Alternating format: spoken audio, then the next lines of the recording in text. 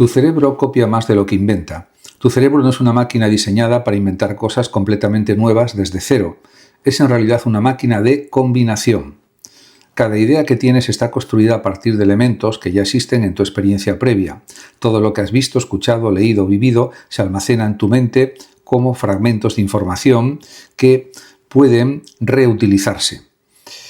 En este sentido, incluso las ideas que consideras más originales suelen ser el resultado de una mezcla o combinación de conceptos antiguos reorganizados de una forma diferente.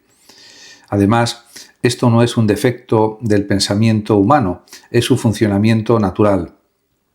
La creatividad, desde este punto de vista, no es creación absoluta, sino recombinación inteligente. Imagina tu mente como una enorme biblioteca. En ella hay libros, imágenes, sonidos, emociones y conceptos. La creatividad ocurre cuando empiezas a conectar elementos de esa biblioteca que normalmente no estarían juntos.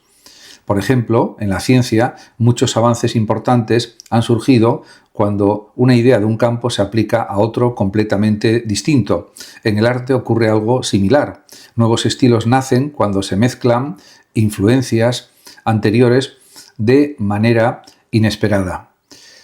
De este modo, surge una pregunta clave. Si todos copiamos de alguna forma, ¿qué diferencia una persona creativa de otra que no lo parece? La diferencia no está en lo que se tiene, sino en cómo se combina. Vuelvo a insistir. Dos personas pueden tener la misma información, pero una de ellas es capaz de ver relaciones ocultas, conexiones entre conceptos, mientras que la otra no las percibe. Esta capacidad de conexión es lo que produce la sensación de creatividad, de originalidad también, en cierto sentido.